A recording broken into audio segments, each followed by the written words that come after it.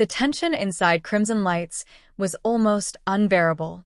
The usually cozy coffee house had become the epicenter of drama, the kind that only Genoa City could provide. Conversations hushed as Nick Newman, his jaw set and eyes dark with conflict, prepared to drop a revelation that would rattle every soul within earshot. Across the table, Phyllis Summers leaned forward, her fiery red hair falling across her shoulder like a warning flag, her gaze sharp enough to cut glass. Nick had called this meeting himself. For days he'd wrestled with the truth, pacing his penthouse in the dead of night, replaying the words he'd overheard, the evidence he'd stumbled upon. He knew keeping it hidden would destroy him, but revealing it could very well detonate lives around him, especially Phyllis's. "Just say it, Nick," Phyllis snapped, her patience already frayed. "Whatever it is you're holding back, just spit it out. You're not exactly the master of subtlety." He exhaled heavily. "All right.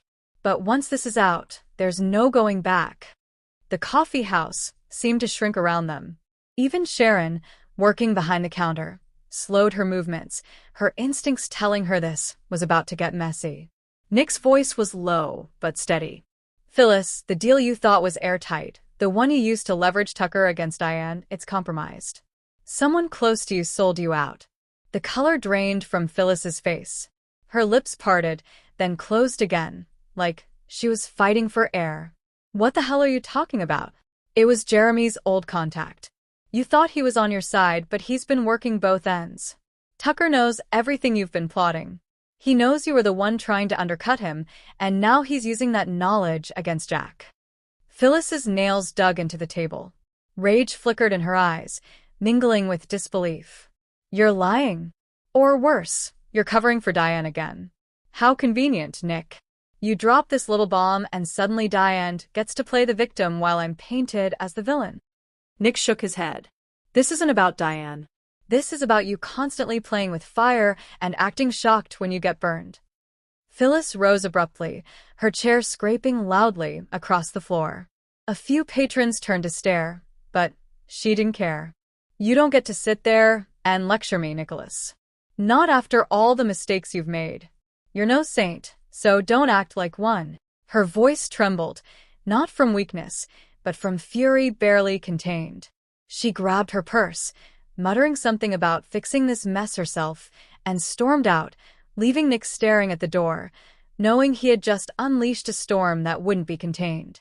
While Phyllis's fury was blazing across town, another shockwave was building, this time in the Chancellor Winter's offices, where Mariah Copeland was pacing nervously. Her hands fidgeted with the ring on her finger, her thoughts swirling with a secret she could no longer keep. Devin and Abby had just stepped out, leaving her alone with Tessa. But before Mariah could speak to her wife, Sharon entered unexpectedly, sensing her daughter's anxiety. "Sweetheart, you look like you're about to jump out of your skin," Sharon said softly. Mariah bit her lip. Her eyes darted toward Tessa, then back to her mother. "Because I've been keeping something inside. Something big. And if I don't say it now, it's going to eat me alive." Tessa moved closer, gently placing a hand on her wife's arm. "Whatever it is, you can tell us. You know that."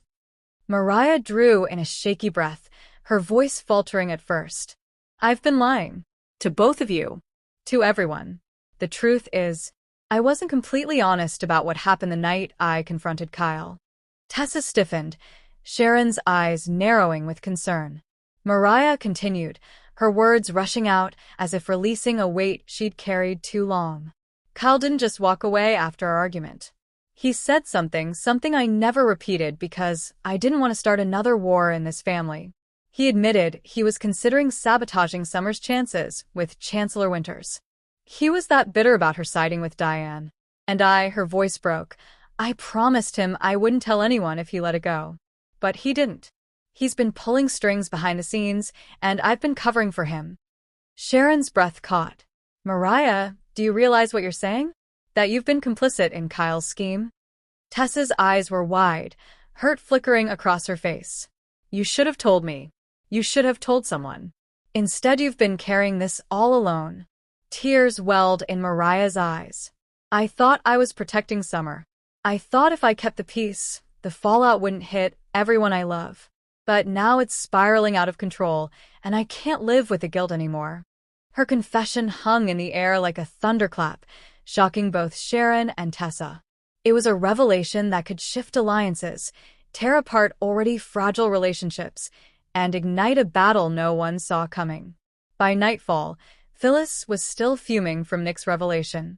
She marched into the Abbott mansion, demanding answers, her rage directed squarely at Diane. "Did you know Tucker's been playing me? Did you set me up?" she hissed, ignoring Jack's attempts to calm her.